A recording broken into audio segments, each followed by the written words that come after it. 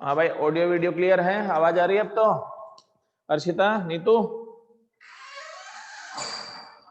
आवाज आ रही है? चलो ठीक है।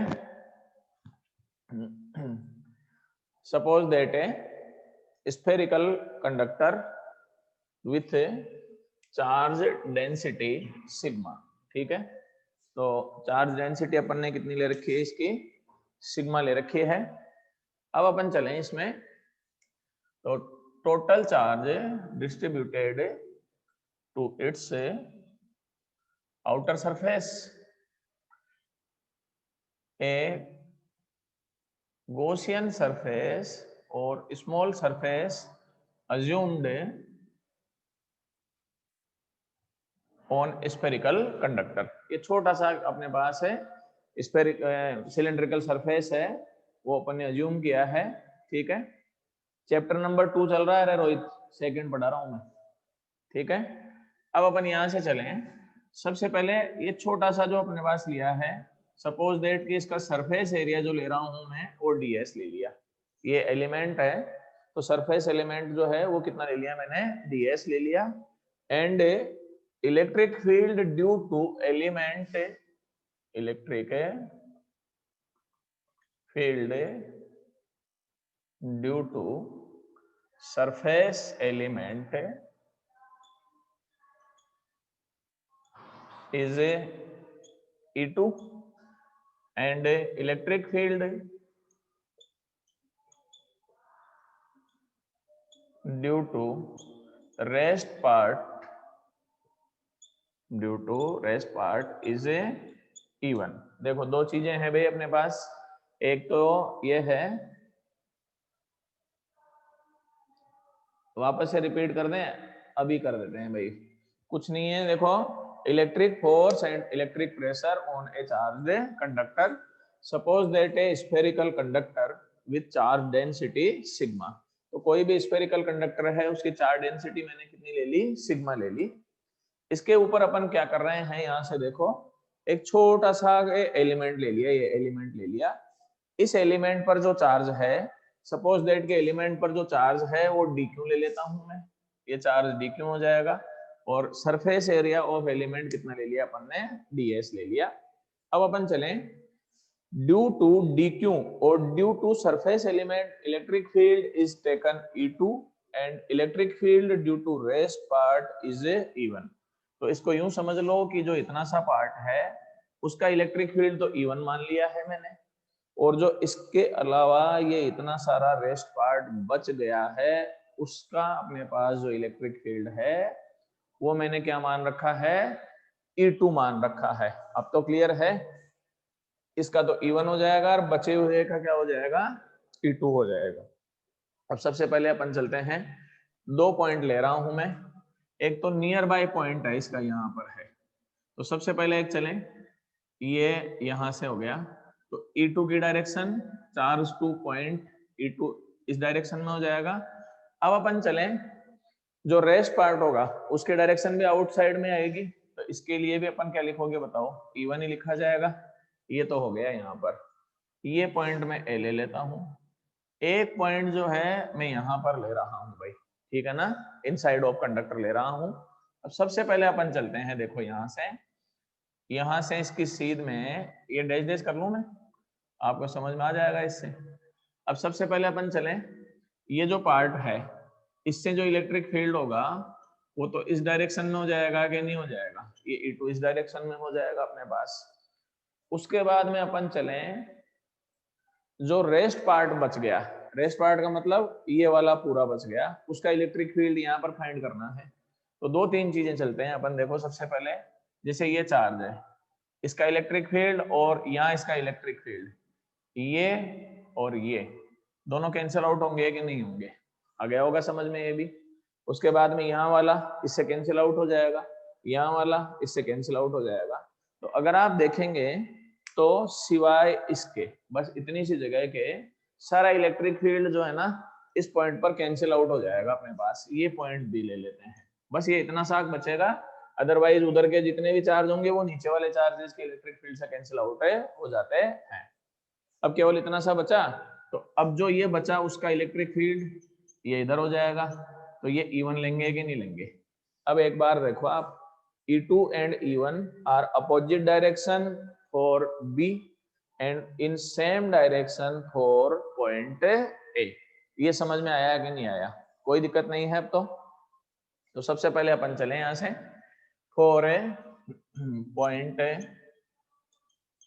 A E1 plus E2। अब अपन जानते हैं कि स्फेरिकल कंडक्टर की सरफेस पर नेट इलेक्ट्रिक फील्ड कितना होता है, कल ही बताया था मैंने, सिग्मा अपॉन एप्सिलॉन है, 0 हो जाएगा अपने पास। तो ये सिग्मा अपॉन एप्सिलॉन 0 हो गया। It is equation number first हो जाएगा। फॉर ए पॉइंट बी क्या रहेगा बताओ, E1 minus E2 is equal to 0। समझ में आया क्यों? क्योंकि स्फेरिकल कंडक्टर के इनसाइड में नेट चार्ज भी 0 होता है एंड नेट इलेक्ट्रिक फील्ड भी किसके इक्वल हो जाता है, 0 के इक्वल हो जाता है। कोई दिक्कत नहीं है अब तो ये बात हो गई। By equation first and second, by equation first and second add कर दें, and E1 plus E2 is equal to sigma upon epsilon naught E1 minus E2 is equal to 0। ये cancel out, 2E1 is equal to sigma upon epsilon 0। Clear है ये मामला भी। अब अपन चलते हैं, E1 is equal to sigma upon 2 epsilon 0। ये भी क्लियर हो गया।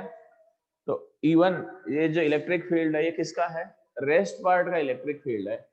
तो अपन इसको यूं मान सकते हैं कि ये रेस्ट पार्ट जो है वो तो अलग हो गया, ये सरफेस एलिमेंट अलग हो गया।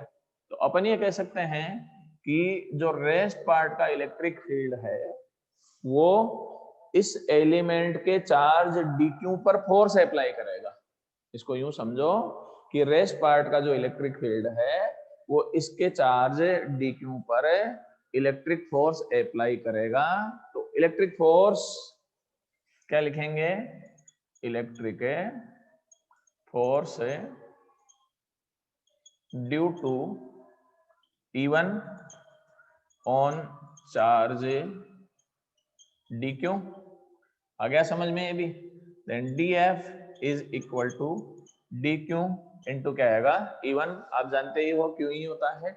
देन अब इसका वैल्यू यहां पर रखें अपन, dq is equal to sigma ds, ये sigma ds, so that dF is equal to sigma ds sigma upon epsilon 0। आ गया होगा समझ में। अब एक बार स्क्रीनशॉट ले लो, तो मैं एक बार थोड़ा इरेज कर दूं फिर आगे बढ़ेंगे।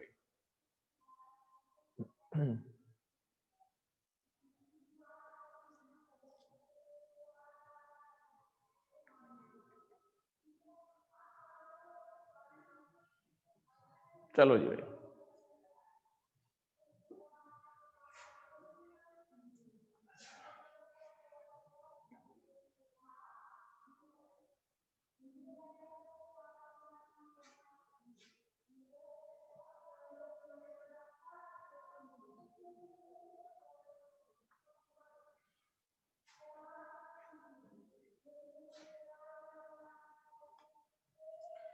अब देखो भाई, जब ये आ गया तो dF is equal to sigma square upon 2 epsilon 0 and क्या जाएगा ds।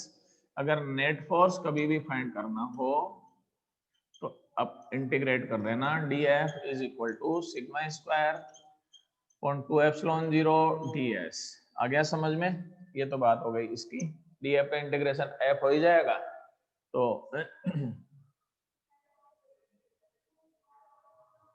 Then F is equal to क्या रहेगा, sigma square upon 2 epsilon 0 ds।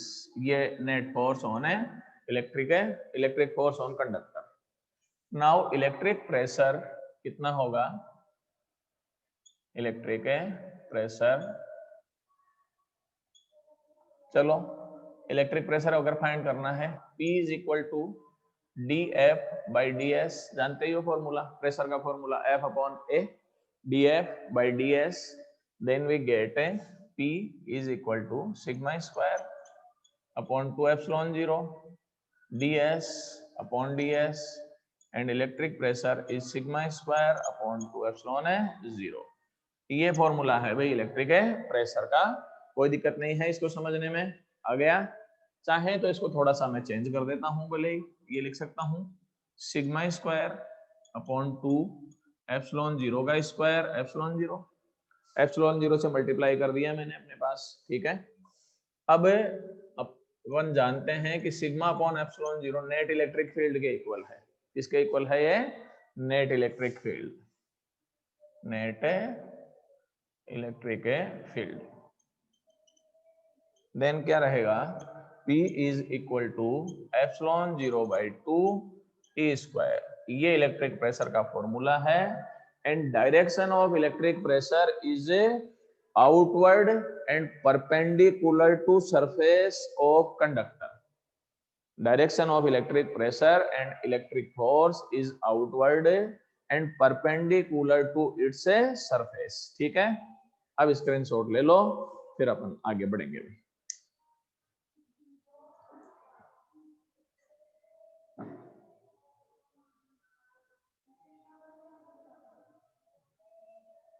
चलो जी,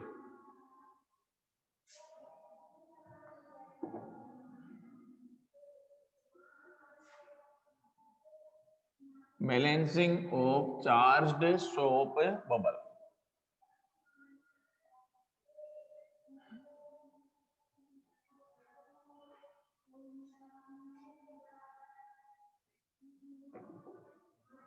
balancing of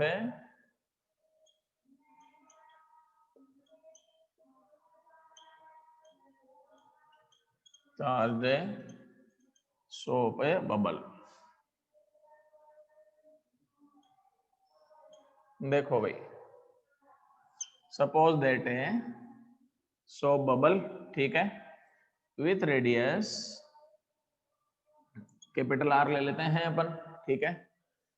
When soap bubble has been charged, then due to electric pressure or repulsion force between charges, electric pressure is produced and direction of electric pressure is outward and perpendicular to surface।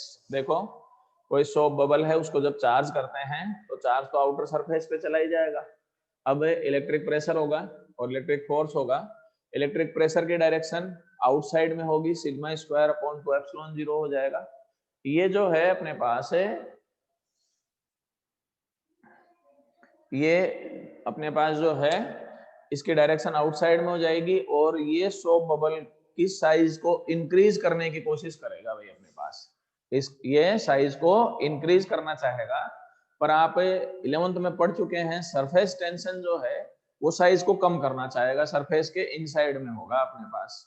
तो अब अपन चलें इसमें, ये जो अपने पास surface tension से pressure होगा वो इनसाइड में हो जाएगा।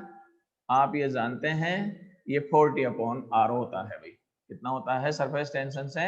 40 अपॉन R। 11th में आता है भाई अपने पास। तो ये P, ये तो इंक्रीज करने की कोशिश करेगा, ये सरफेस को कम करने की कोशिश करेगा।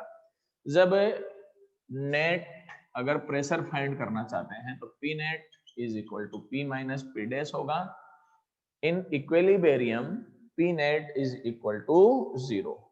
इक्विलिब्रियम के पोजीशन में P net is equal to क्या होगा? 0। Then P minus P dash is equal to 0 and P is equal to P dash value sigma square upon 2 epsilon 0 is equal to 40 upon R। Clear? Then sigma square का अगर value find करना हो तो ये आ जाएगा 8t epsilon 0 upon R। Value of sigma as we know dq by ds q upon 4 pi R square because soap bubble is a sphere। Then surface area of soap bubble is taken 4 pi R square and we get, बोलो जी भाई, q upon 4 pi R square का whole square is equal to 8t epsilon naught r and q square upon 16 pi square r4 is equal to 8t epsilon naught r से r cancel out हो जाएगा, then q square is equal to 16 pi square r3 8t epsilon naught and q is equal to root में 128 pi square r3 t epsilon naught. आ गया होगा, ये भी समझ में कोई दिक्कत नहीं है यहाँ तक तो, ठीक है। अब एक चीज और चलता हूं मैं, इसमें से r3 ले लूं मैं, तो r3 इज इक्वल टू क्या होगा, q square upon 128 t epsilon 0 हो जाएगा एंड पाई स्क्वायर भी हो जाएगा। देखो ये सारे मैंने एक साइड में कर दिया, r3 एक साइड में कर दिया। तो अगर आप यहां से देखेंगे तो r3 is proportional to q square हो गया कि नहीं हो गया, एंड r is proportional to q की power 2/3, so that q increase होगा देन r ऑल्सो इंक्रीज होगा। तुम्हारी बुक में एक छोटा क्वेश्चन है, उसमें लिखा हुआ है when a soap bubble has been charged then size of soap bubble increases और डिक्रीजेज। तो इंक्रीज लिखना है। एक चीज और बता देता हूँ कंफ्यूज करने के लिए, ये भी दे देते हैं कि जैसे दे दिया पॉजिटिव चार्ज है तो उसमें क्या होगा, और नेगेटिव चार्ज है उसमें क्या होगा। कोई सा ही चार्ज दे दिया जाए साइज इंक्रीज ही होगा भाई, उसका रीजन पॉजिटिव पॉजिटिव में भी रिपल्सन होगा एंड नेगेटिव नेगेटिव में भी क्या होगा, रिपल्सन। तो चार्ज कोई सा भी दे दिया जाए साइज हमेशा ही इंक्रीज होगा। जैसे जैसे आप चार्ज इंक्रीज करोगे सोप बबल की साइज जो है कंटिन्यूअसली इंक्रीज होती चली जाती है। क्लियर है, एनी डाउट? अब आप स्क्रीनशॉट ले लो, तो इसका लास्ट टॉपिक करा दूंगा बस मैं, फिर चैप्टर खत्म।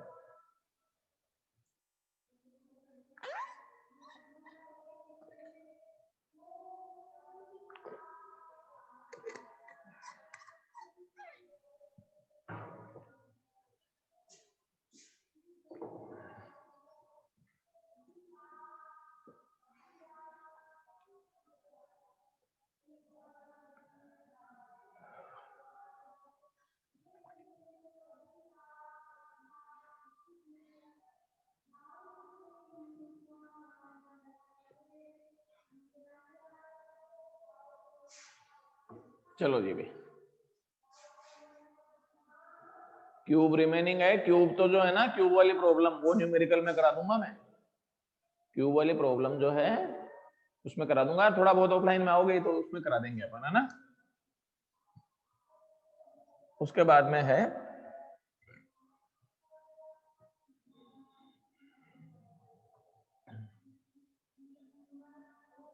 Work done in charging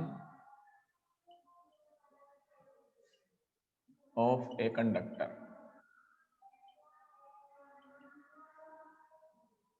work done in charging of a conductor, ठीक है। सबसे पहले अपन चलते हैं, suppose that a spherical conductor, और इसका एक दूसरा टॉपिक भी है electric potential energy, electric potential energy.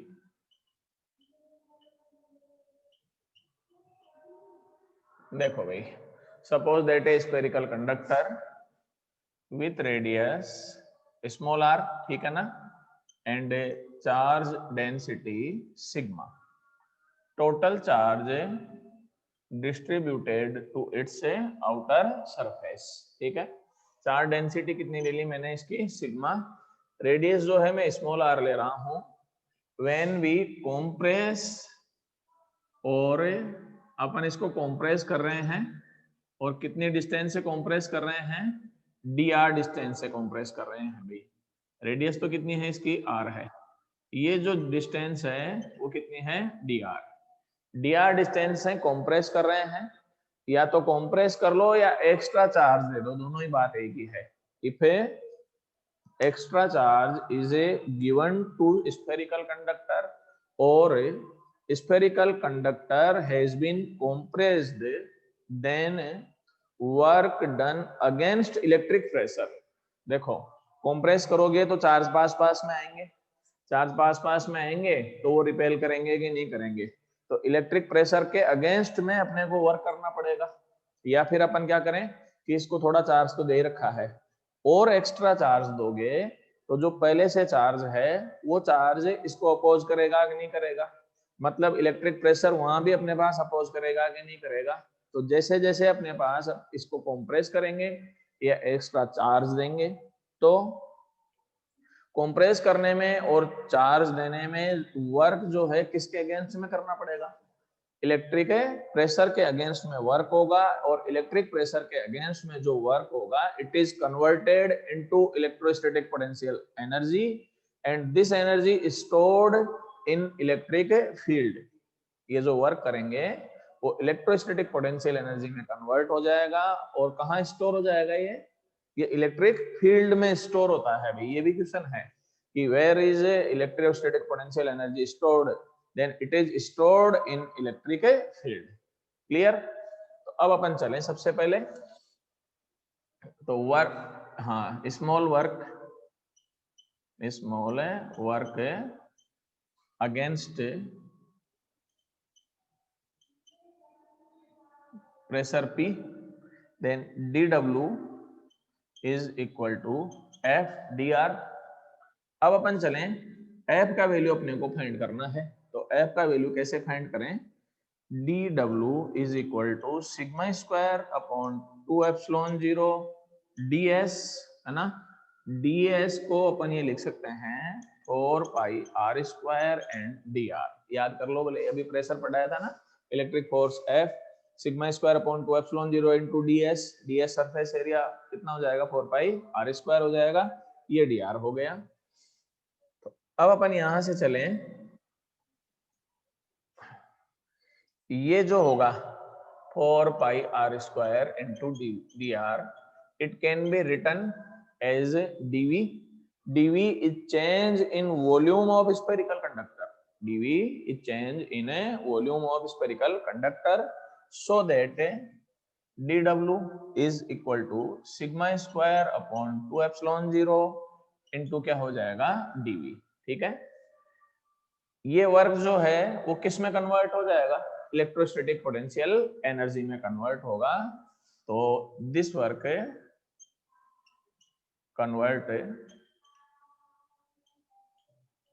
Into electrostatic potential energy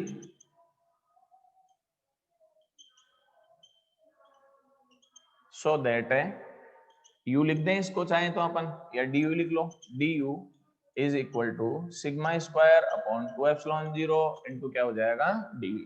clear है। Energy density, electric energy density कितनी हो जाएगी बताओ, u dash is equal to du by dv। Energy density की डेफिनेशन क्या हो जाएगी, energy in per unit volume then du by dv, so that u dash is equal to sigma square upon 2 epsilon 0। आ गया होगा मेरे हिसाब से समझ में, देख लो यहाँ से ये रहा। ठीक है, अब इसको थोड़ा दोबारा लिख दें अपन, तो सिग्मा स्क्वायर 2 एप्सिलॉन 0 का स्क्वायर एंड एप्सिलॉन 0, देन अपने पास इसको ये लिख सकते हैं u dash is equal to epsilon 0 by 2 E square. ये एनर्जी डेंसिटी का फॉर्मूला है भाई अपने पास, u dash is equal to epsilon 0 by 2 E square, where e is taken sigma upon epsilon 0 net electric field for a spherical conductor. ठीक है भाई, अब ये चैप्टर जो है कंप्लीट हो चुका है भाई, डेरिवेशन सारे हो गए।